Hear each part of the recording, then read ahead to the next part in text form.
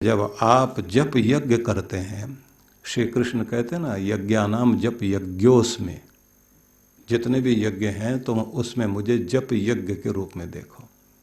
जप यज्ञ क्या होता है? इतनी आहुतियाँ तो देनी है और फिर आहुति पूर्ण भी करनी है, और आहुति देते हुए ये भी कहना इदं नमम, ये मेरे लिए नहीं है, ये मेरा नहीं है, ये तो तुम्हारे लिए है भगवान, मैं तुम्हें याद करता हूँ तुम्हारे लिए। तुमसे कुछ मांगना नहीं चाहता, तुम्हारा होने के लिए तुम्हारे प्रति अपने प्रेम को प्रकट करना चाहता हूं कि जिससे तुम्हारा और मेरा प्रेम एक हो जाए। तो जब आप यज्ञ करते हैं, यज्ञ में आप आहुति देते हैं, तो बदला नहीं चाह रहे, उस समय भगवान के लिए आप देते जा रहे हैं। और साथ में कहते हैं सु आहा, ये जो मैंने कहा ये अच्छा कहा, शुभ कहा, शुभ कहते हुए तुम्हें अर्पित कर रहा हूं। तो स्वयं को अर्पण करना, आहुति देना, तो ऐसे यज्ञ जप यज्ञ भी है। भगवान का नाम लेते लेते आप समर्पित होते जा रहे हैं, खुद को ही आहुति बनाकर भगवान को दे रहे हैं। हवन में तो आपने कोई वस्तु पकड़ी आहुति के रूप में और उसको आप अर्पित कर रहे हैं, यहाँ तो आप स्वयं को ही आहुति दे रहे हैं। और यज्ञ का अपना नियम होता है कि उसमें आप मृगी मुद्रा में बैठते हैं आहुति देने के लिए।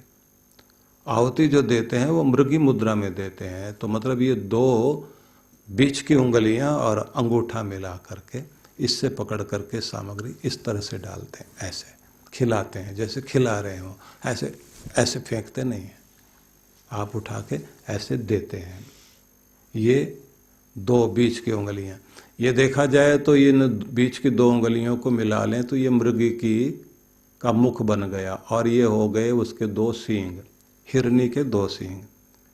और जो हिरन होता है उसके 12 सींग होते हैं, इसलिए उसको बोलते हैं 12 सिंघा। और ये जो है ये बन गया मुंह, और ये हो गए उसके 2 सींग।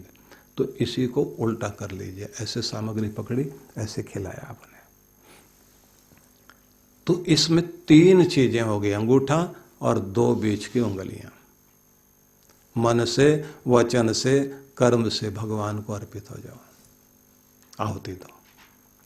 तो इसको श्री कृष्ण कहते हैं यज्ञानाम जप यज्ञोस्मि, मैं यज्ञों में जप यज्ञ हूँ, तुम जाप करते करते मुझे समर्पित हो। तुम्हारा जाप ही, जिसको नाम सिमरन बोलते हैं, बड़े बड़े लोग सिमरन करने वाले बैठते हैं लेकिन सिमरन करना आता नहीं।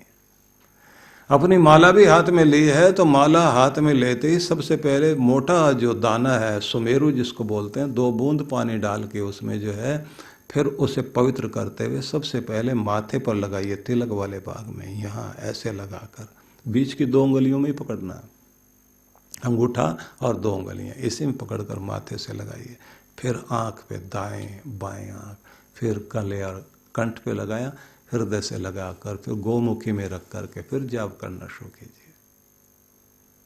और पहले ये भाव रखना है कि ये माला नहीं है, सीढ़ी है, यही है जो मुझे लेकर जाएगी मुझे मेरे भगवान तक, उससे मिलाने की सीढ़ी है मेरे पास मेरी माला। और बड़े प्रेम पूर्वक उसे जाप करते हुए मैं पहुंच रहा हूँ, एक एक कदम तेरी ओर, तेरी ओर, तेरी ओर, तेरी ओर, तेरी ओर, तो ही तो ही तो ही तो तो ही तो तो ही तो तो ही तो, बस मैं तेरी ओर चलता जा रहा हूँ। तो इस भाव को लेकर के आसन को संभाल कर बैठा जाता है। और उसके बाद में कहा जाता है कि एक स्थिति आती है वाचिक जप की, बोल के जाप करना। दूसरी जो है जिसको बोलते हैं उपांशु जप, बोल बोल के आप जैसे कर रहे थे वैसे कंठ से आवाज आए लेकिन होठ हिले, बाहर आवाज न सुनाई दे। तीसरा आपका मानसिक जाप है, मन मन में माला चल रही, आप चुपचाप बाहर से बैठे हैं शांत। और जब शांत होकर बैठते हैं तो सबसे पहले अपने आप को मूर्तिवत बनाना होता है, जैसे मूर्ति होती है ना, पत्थर की मूर्ति, ऐसे आप स्थिर होकर बैठ जाइए। और उसके बाद आपने अंदर अंदर माला चल रही है आपकी, बाहर माला हाथ में नहीं है। ओम,